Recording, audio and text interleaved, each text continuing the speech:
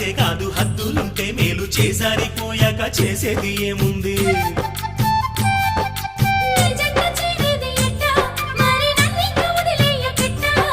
నన్నిట్ట వేధించకే ఓ భామ నీ మనసు మార్చేసి